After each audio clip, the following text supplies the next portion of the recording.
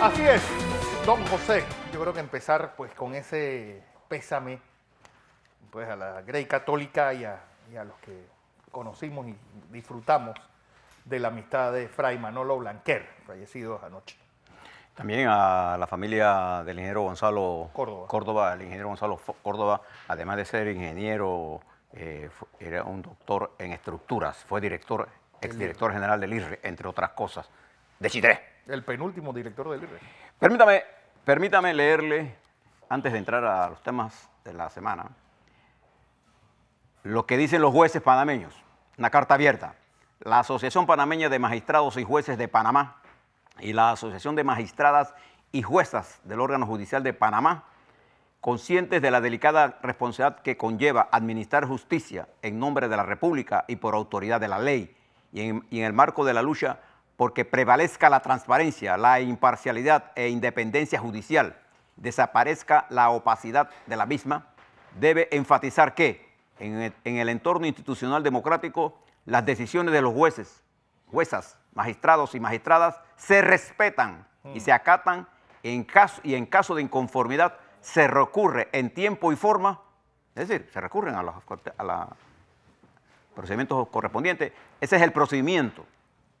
Pretender a través de la cobertura, dice el comunicado de los jueces y juezas, de las coberturas mediáticas, cuestionar las decisiones de los administradores de justicia, mismas que deben ser apegadas a la Constitución y la ley en el estricto respaldo y cumplimiento de los derechos fundamentales y derechos humanos, es violentar el principio, valor y garantía de la independencia judicial. Sigue diciendo el comunicado, atacar en los medios y no en las instancias conforme al procedimiento que señala la ley, las decisiones proferidas por los jueces, juezas, magistrados y magistradas, es una intromisión a la independencia judicial. Esto es parte de lo que dice y fíjese con qué arranca. Pensamiento. El juez independiente es aquel que determina desde la Constitución política y la ley la decisión que corresponda, sin dejarse influenciar real o aparente por factores ajenos al derecho. Presten la atención porque hay una campaña contra los jueces y particularmente cuando las cosas no le convienen a quienes impulsaron esos procesos. Y es la segunda vez que aquí me tengo comunicado en ese tema. Y firme. Y yo creo que, para cerrar este capítulo, creo que los jueces, como controladores de la legalidad, tienen ese trabajo. Y yo le pido con todo respeto a los fiscales que en vez de estar haciendo declaraciones públicas, si los fiscales tienen que recurrir la decisión de un juez, hombre, están los canales legales. Digo, no solamente a los fiscales, sino a los que se creen fiscales. Sí, esté presente por los canales correspondientes. De lo contrario, es simplemente una campaña política. Y así no se maneja la justicia. Así como nosotros defendemos la independencia del Ministerio Público, defendemos la independencia del órgano, que debe ser mejor todo, sí, no tengo la menor duda. Pero es un esfuerzo que tenemos que construir entre todos. Pero cuando las cosas no están a favor mío, yo voy a hacer un ataque. Eso no funciona así. Eso lo que hace es hacerle daño a quien hace el ataque. Porque si usted tiene usted es un fiscal y a algo no le corresponde, hombre, y si usted ve que se equivocó, ¿para qué apela? Porque todo lo apelamos. Sí. Porque es como insistir en el error. No hay ninguna ley que diga que cuando usted mete la pata la tiene que dejar adentro. Simple. Eso lo aprendí yo de muy joven. Mire, Fernando, hay algunas cosas que es importante en este caso de la justicia. Por ahí vi que ya esta agrupación de la concertación se está moviendo para el miércoles hacer una reunión para ver el asunto de los nuevos magistrados, porque el presidente Cortizo debe decidir sobre los próximos magistrados. Y yo creo que lo debe hacer pronto.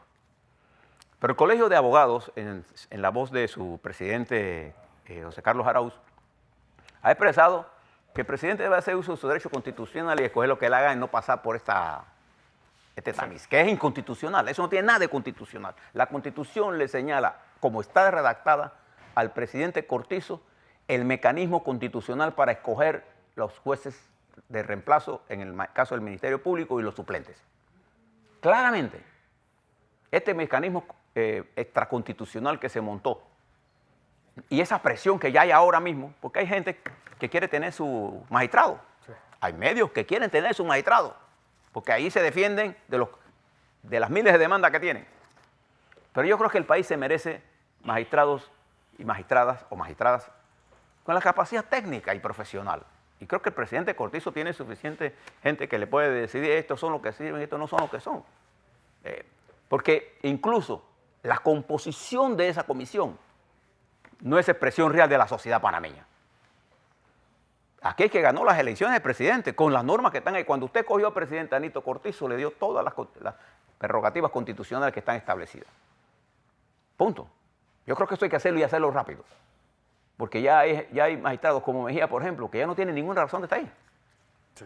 Se acabó, ya hay que resolver ese problema. Hay que nombrar los suplentes. Hay que nombrar 2 magistrados, hay que nombrar un poco de gente para reforzar, mientras continúa el debate constitucional. Pero a mí me pidieron los productores, y voy a cumplir. Aparece en el periódico Crítica de hoy, página 8 nacional, por eso le dije que compraran Crítica. La siguiente redacción, esta no es una redacción mía, esta es redacción de Crítica, Fernando. El gobierno anunció ayer, o sea, que desde mañana, martes, inicia el desembolso de 39 millones de la deuda a 12.000 productores agropecuarios. Esto se dará durante el desarrollo del segundo gabinete agropecuario de Santiago de Veraguas, explicó la secretaria de Comunicación del Estado, de la Secretaría, perdón. Productores de arroz, maíz, leche y otros rubros serán los que estarán cobrando. El gabinete agropecuario, que será encabezado por el presidente Laurentino Cortizo y el vicepresidente José Gabriel Carrizo, Jaén, busca hacer justicia a más de 12.000 productores del país, quienes recibirán al final los pagos por los rubros vendidos al Estado, señala el comunicado oficial. La medida de cancelar estos compromisos atrasados del Estado tiende el fin de reactivar el sector agropecuario seriamente golpeado ante la ausencia en la última década de una política de Estado para el sector, la improvisación y el incumplimiento de las promesas. El pago se desglosa de la siguiente manera: 9.7 millones de balboas a 143 productores de arroz, 1.2 millones de balboas a más de 2.000 productores de leche de grado C. Esto es importante, porque la leche grado C, mis queridos televidentes, es la caja menuda con que se financia el ganadero. Sí. 1.8 millones de balboas a 194 productores de maíz, mientras que en préstamos blandos se pagarán 2,6 millones de balboas a 136 productores de maíz, frijol, palma, pesca, sandía, melón y arroz. Dentro del programa de transformación y agropecuaria, Ley 25, se pagarán 5,2 millones de balboas del programa de incentivos a la producción nacional de granos y otros rubros agrícolas, Ley 107, se pagarán 5,7 millones de balboas y un pago de fideicomiso por 13,5 millones de balboas. En el sector agrícola vive el 37% de la población, 1.4 millones de personas, donde la actividad agropecuaria genera el 2% del PIB y aporta 14,5% de los empleos. El agro representa la base fundamental de la economía en la mayoría de las provincias del país. Bien, no es la base de la economía panameña, pero nosotros tenemos que llevar al agro por lo menos a quintuplicar su producción. ¿Por qué? Porque la comida es un producto estratégico, sobre todo en la ampliación del mercado interno. Cada vez más los países necesitan más de alimentos y no tienen cómo producir. Por eso es que cada país debe por lo menos cuadruplicar la producción interna de alimentos.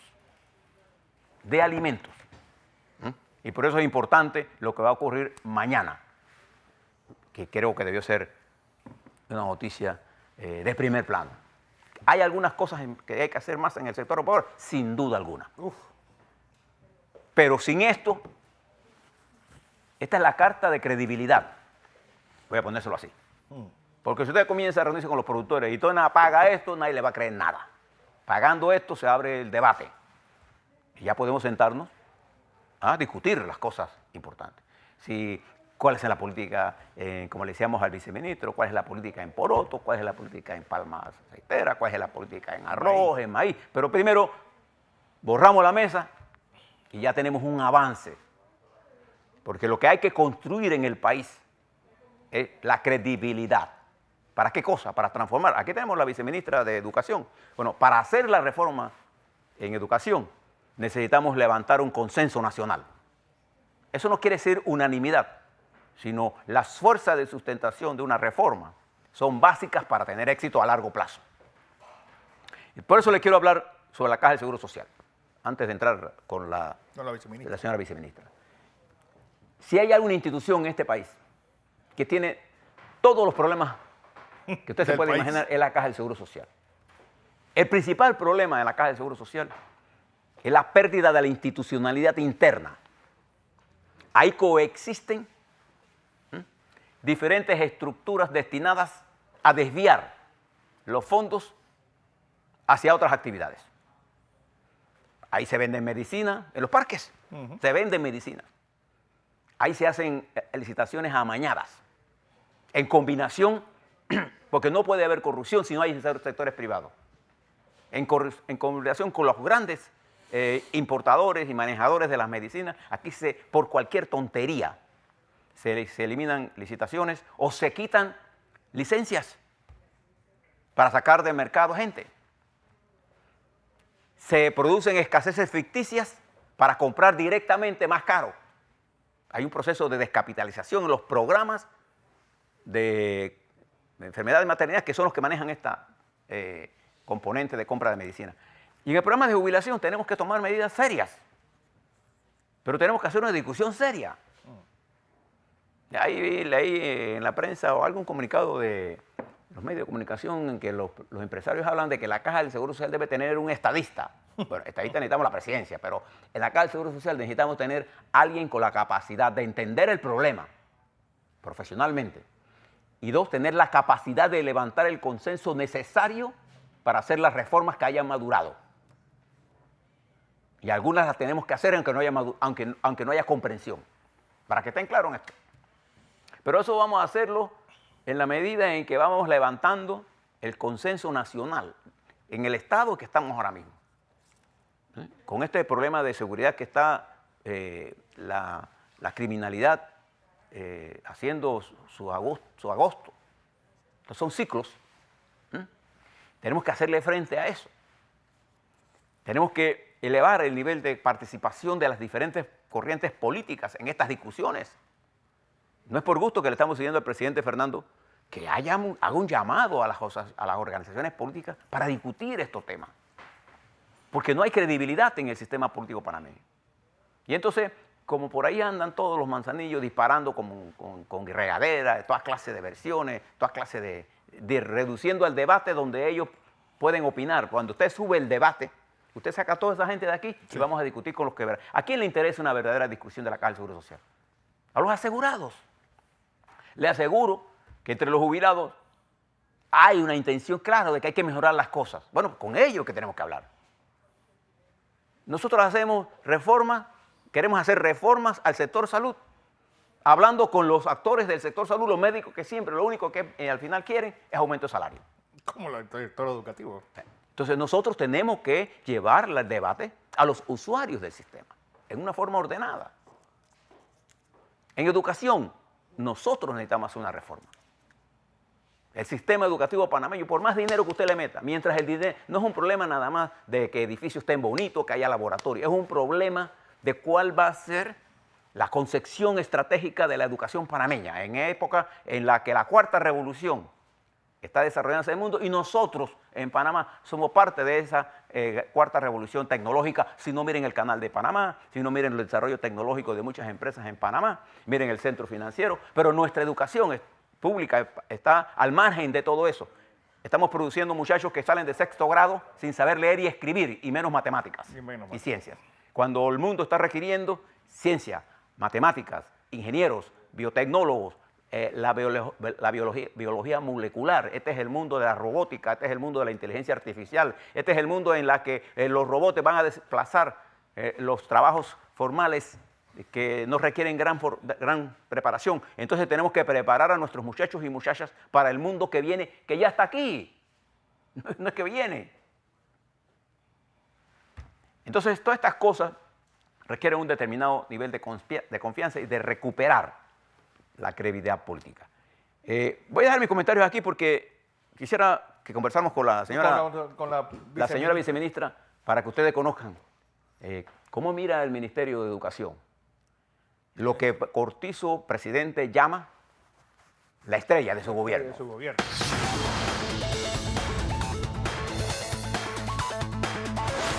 Bueno, le pido disculpas a los televidentes porque la ministra Smith tuvo que retirarse a una reunión en Palacio. Así que esperemos que sea para bien. Don José. Oiga, voy a seguir con la Caja de Seguro Social, pero permítame, tenía un tema aquí que se ha vuelto interesante para la gente, ¿no? La acuñación de estas monedas que dicen que era de Pizarro, de Pedrarias, ahora nuestro amigo Romel Escarriola dice que... Romel Escarriola dice que es del Alonso de mariscal de Alonso de Alvarado. De Álvaro. No era mariscal, porque ese es un rango que nunca existió en el ejército español. Sí, debe ser bueno, pues de un general, pues, bueno, pero que no era ninguno. Entonces, viera yo cómo yo resolvería esto. Bueno, para los que saben un poco de numismática de esta colección de monedas, si hubo un error, eso le da un valor a eso le da un valor numismático en el futuro enorme a estas monedas. Entonces, ¿cuál es la huella? Bueno, vamos a usar las monedas y las dejamos para colección y le aseguro que van a tener un precio exquisito. Para eso, porque lo tomo en positivo. Toda esta crítica que han generado que estas no eran las monedas, que hay un error. Bueno, ¿qué es lo que hace a una moneda interesante, sobre todo moneda metálica? Los errores que tenga. No sé, yo no sé si ustedes se han dado cuenta.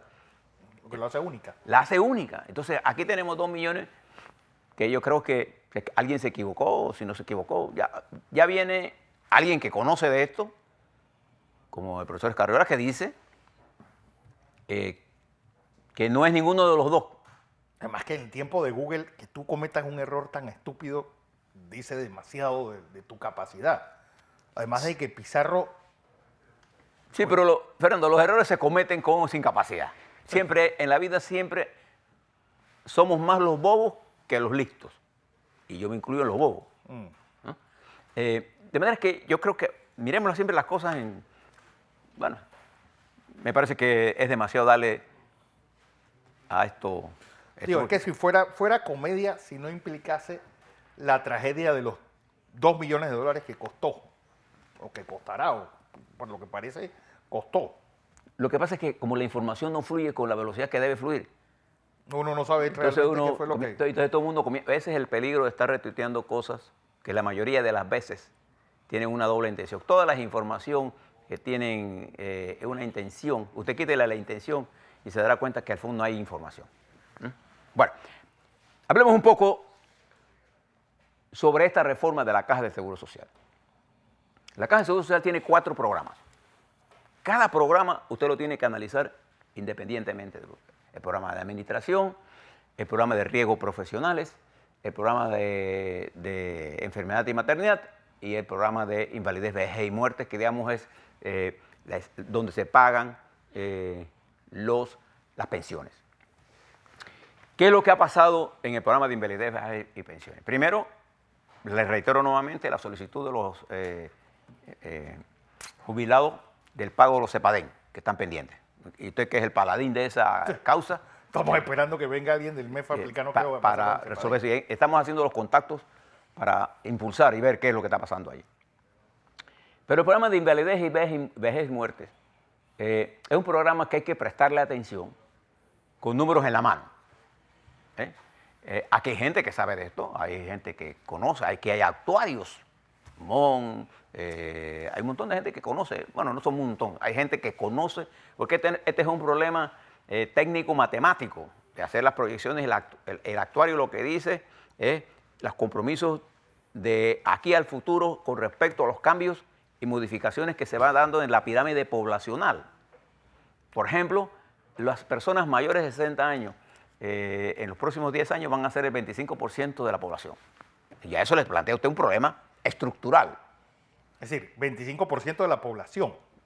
Tómenle en cuenta también los que están en la escuela que no cotizan, que serán otro 25-30%, y al resto es el que nos tocará. Y entonces uno tiene que tomar algunas decisiones estratégicas en el programa de invalidez y muerte. Le voy a dar algunas, tómelas en borrador, todas, porque aquí hay gente, financistas, gente que mira a largo plazo, hay gente que no entendemos esto de las valorizaciones y de las proyecciones a largo plazo, gente que sí la entendemos, en fin. Pero fíjese lo siguiente, de la masa laboral panameña, un porcentaje es la que cotiza y otro porcentaje grande, que son los trabajadores informales, no cotizan. Entonces nosotros hemos inventado la fórmula de darle una especie de jubilación a los que no, por alguna razón, no cotizaron. Entonces fíjese, una cosa que el gobierno y todos debemos explorar. ¿Por qué nosotros a esa base de trabajadores informales panameños no le hacemos que coticen y el gobierno asume el costo de la mitad de la cotización y el informal paga la otra mitad? O sea, vamos a suponer si es 7%, que tendrá que aportar, bueno, 3,5 cada uno. Y así metemos al 100% de los panameños en el sistema. ¿Qué hace eso inmediatamente? Pone ingresos al sistema de invalidez de muerte. Porque aquí una gran cantidad de trabajadores informales no está cotizando. Eso es un problema que tenemos que mirar. Segundo problema que tenemos que mirar es las variables métricas del sistema. ¿A qué edad nos jubilamos? ¿Con cuánto nos jubilamos? ¿Qué cosas podemos variar? ¿Con qué cosas podemos actuar? Nadie le va a decir, yo estoy de acuerdo con que me suba la edad de jubilación. Pero cuando la gente está viendo que hay un grupo de oficiales de la Policía Nacional, que no es cualquier cantidad, ya los cálculos que tengo es que hay más de 100 millones de dólares de jubilaciones de ese grupo, que es una especie de jubilación especial. Las jubilaciones especiales no pueden existir en estos sistemas.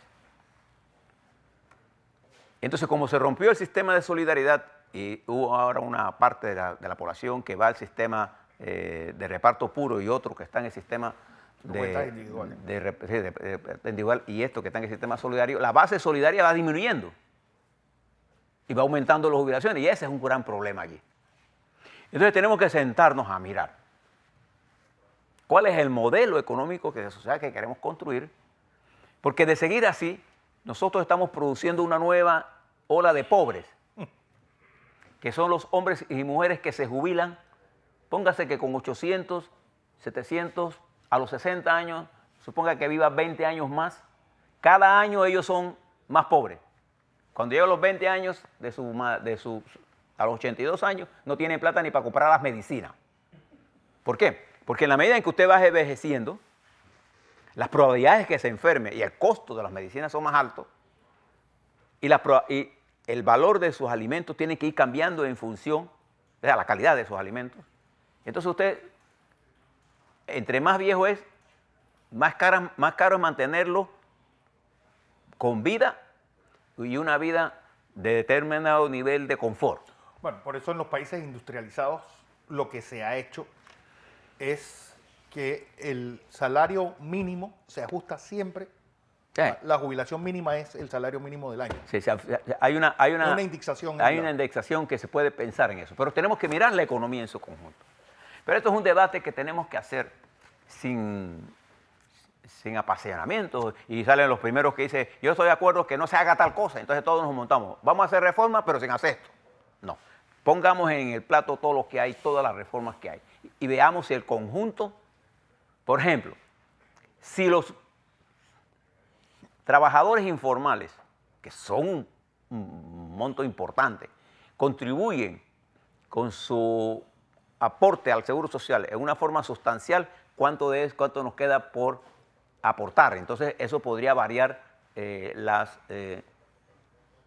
variables que tenemos que cambiar en términos de jubilación, porcentaje, etc. Lo que sí nosotros tenemos que sacar del tapete, las jubilaciones especiales. O sacarlas del tapete. Porque los policías que se jubilan, el gobierno cubre hasta cuando cumplen la jubilación de los 62, el tiempo de jubilación, 62 los hombres y 57 las mujeres ahora mismo. Y después lo cubre la Caja del Seguro Social sin que ellos hayan cotizado para que eso se le pague. Porque la idea de la cotización es que usted reciba lo que puso. Lo que pasa es que como la expectativa de vida ha cambiado tanto, favorablemente, entonces lo que se calculó para 10 años, en realidad es para 22, 23. Usted ve al programa de enfermedad y maternidad. ¿Qué es lo que se queja la mayoría de los que van a recibir en la Caja del Seguro Social atención médica? Uno, el pésimo sistema que hay de citas. Usted va a un especialista y usted es pobre, le hacen un examen de los riñones y le mandan la cita para dentro de 6 meses. Si lo suyo era urgente, se murió en el camino. Esa es la realidad. Entonces hay un montón de profesionales de la medicina que están contratados en el Seguro Social, que van cuando le da la gana. A usted lo citan a las 8 y el médico se aparece a las 11. Y no hay un sistema de control de trabajo. Yo recuerdo cuando Ricardo Martinelli fue director de la Caja del Seguro Social, una de las cosas que quiso poner fue eso, orden. Porque cualquier empresario que sabe, yo te estoy pagando a ti para que tú estés aquí 8 horas y tú me llegas a las 11, un día podrá justificárselo, pero eso es la norma. Entonces, nosotros tenemos que poner orden. Yo te contrato a ti para 8 horas, tú trabajas 8 horas. Pero hay gente contratada incluso, que no hay equipo entonces. Pero de lo de la medicina, eso es para escribir un libro. ¿Por qué? Porque toda la estructura humana y organizativa que está montada en la caja está colusionada con este sistema de compra. Entonces tenemos que buscar mecanismos o a rotar a todo ese funcionario. 2, mecanismos de adquisición que sobrepase estas influencias. No se crea que la corrupción viene de los políticos. La corrupción viene de quien quiere hacer un negocio de alta rentabilidad. ¿Y cuál es el negocio más rentable que hay en la Caja del Seguro Social? Producir escasez para comprar. Por la vía directa, con carácter de urgencia. ¿Qué cosas? Por ejemplo, pastillas de presión. Una vale en 2,5 centavos si usted la compra en una licitación, pero si la compra directamente, valen 32 centavos. Eso puede significar en una licitación hasta 14, 15, 20 millones de dólares que pierde la caja por un vivo. ¿Y quién se da eso? ¿Se reparte por ahí? Sí. Entonces, ¿cómo luchar contra ese monstruo? Yo no he visto a los señores de Movín refiriéndose a esta corrupción, ¿no? Yo tiene los ojos puestos en la asamblea. Sí, el problema Fíjese, para que usted vea. Pero el robo más grande que se da en este país ocurre allá. ¿Por qué? Esta es una empresa que tiene 4.000 millones de dólares entre gastos de operación y inversiones y compra. Entonces nosotros tenemos que poner orden en eso. Todos estos funcionarios de la Caja del Seguro Social deberán pasar por un reentrenamiento, tanto del Ministerio Público como de la Contraloría General de la Nación. Porque ahí está el kit del problema, en la adquisición, en el otorgamiento de las patentes o de los permisos de importaciones, eso tiene un nombre. Cada medicina tiene un registro. Un registro. El registro sanitario. ¿Y entonces qué hace? Cancelan los registros sanitarios, no se los dan. Yo conozco empresarios que le han cancelado los registros sanitarios para sacarlos de la licitación. Entonces, hay toda una estructura que se presta, y como es una empresa tan grande, hay tanta gente, hay más gente que la Caja del Seguro Social necesita. ¿De verdad? 33.000 empleados. Eso no... ¿Por qué? Porque es como una especie de botín político, pues. Entonces, cuando queremos, hay gente que dice, no hay cambio, es porque no quiere cambio, de verdad. No es que está interesado en usted. Pero cuando usted es jubilado y usted requiere la Caja del Seguro Social, es cuando usted se da cuenta de lo que es necesario cambiar. No solamente se trata, Fernando, de la ley de jubilaciones, de las pensiones, que es lo que usted recibe. Pero la mayoría de los pensionados en Panamá, la pensión no le alcanza. Y por eso es que usted ve peleando por $5, por $10. Porque cuando usted llega a cierta edad, ¿quién le da trabajo a un viejo? Porque esto es una sociedad de gente joven. Entonces todas estas cosas se unen porque nosotros no hemos desarrollado y además nos estamos jubilando jóvenes. Ya los parámetros de 57 años hace rato que fueron superados. Las mujeres viven más que los hombres. 23 años más. Y nosotros no queremos discutir estos temas porque inmediatamente los empantanamos. No podemos discutir esto. Le traigo esto para decírselo, por ejemplo, en el IDAN. Cuando hablamos del IDAN, todo el mundo dice, eso no se puede privatizar. ¿Está bien? ¿Cómo no se puede privatizar el IDAN? Entonces hagámoslo una empresa rentable.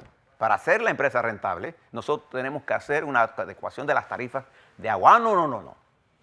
No se puede aumentar las tarifas hasta que no se mejore este. ¿Cómo lo voy a mejorar si no tengo ingresos? Y nos vamos con ese jueguito. Y entonces, ¿qué es lo que hacemos? El IDAN, ¿qué es lo que es? Una empresa quebrada, hombre. Ineficiente, inoperante, si no, pregúntele a todos los que usan el servicio del IDAN. Y ahora añádale a los millones de dólares que hemos metido en todo el proceso de saneamiento, que es alcantarillado, que eso se paga en todos lados. Entonces nosotros tenemos que ponernos serios en esto. Igual que pasa con la empresa de transmisión. Nadie quiere que se privatice la empresa de transmisión. Nadie quiere. Pero cuando vamos a discutir qué es la medida que tenemos que tomar, entonces, no. Queremos subsidio. Entonces vienen los populistas. Saquémonos de la plata del gobierno. ¿Y cómo la va a sacar el gobierno?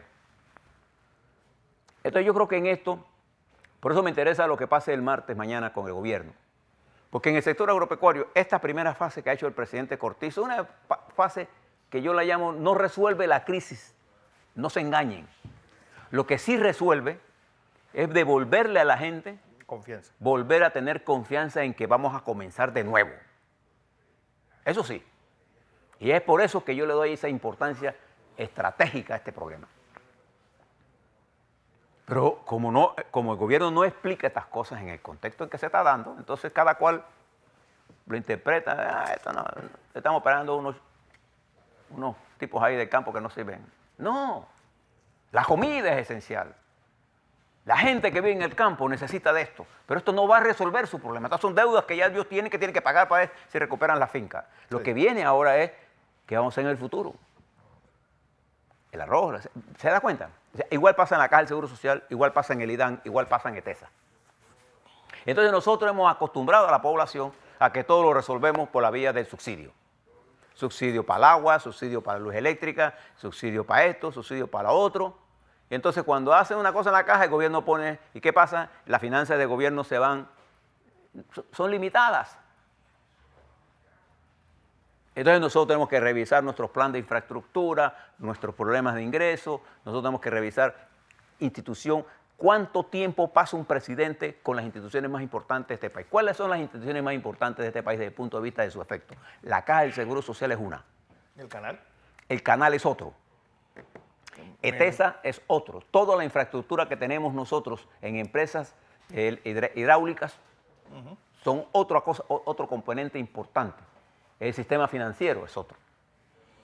Entonces nosotros el presidente tiene que gastar más tiempo. Los ministros debieran gastarle menos tiempo al presidente. Pero pregúntese cuántas veces el presidente se reúne con el gerente del Banco Nacional, con el gerente de la Caja del Seguro Social. No porque la autonomía de la Caja del Seguro Social no es que lo obliga a ser una república, no, porque entonces se amparan en la autonomía para seguir en el mismo desastre, con el IDAN.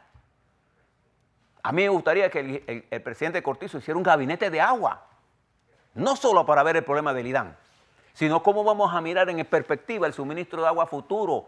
Nosotros nos vamos a quedar sin agua para tomar y agua para el canal. Fíjense lo que le estoy hablando de cosas que tenemos que tomar decisiones. Entonces, ¿qué tenemos que hacer? ¿Ponernos a lamentarnos o ponernos a trabajar? Usted no necesita ser PRD para ponerse a trabajar, ni para hacer que el gobierno... Por eso yo creo, fíjese, se lo digo con todo y termino aquí. Lastimosamente, la viceministra no pudo compartirnos con nosotros, porque esta es una de las cosas que nosotros debemos debatir. Y le habíamos abierto el espacio para poder discutir con ella los temas de educación. Porque todo esto es parte de la educación. Este país necesita un profundo cambio en la educación, Pero la primera educación se la tenemos que dar a los dirigentes políticos de este país. Entonces hay que pasarlos por un seminario de que entiendan todas estas cosas. Porque los partidos no están preparando a su gente. O sea, esto es como una rebatiña de puestos y no es una rebatiña, no es un esfuerzo colectivo para transformar la nación. Y ojalá el presidente Cortizo pueda impulsar el criterio claro que sin consensos serios no habrá cambios. Fíjese Argentina, esto que hizo Macri es lo más fácil. Lo que está haciendo Bolsonaro, imponerlo de su forro. Bien. Mire cómo termina Macri sus 3 años y medio. ¿Usted cree que qué le va a pasar al señor Bolsonaro o qué le va a pasar al señor AMLO? Porque hay que discutir con la sociedad, no con un grupo de la sociedad de amigos. Le reitero aquí, los amigos son para tomar trago. Uno gobierna con los mejores. Así es. Aunque no sean sus amigos. Aunque no sean sus amigos.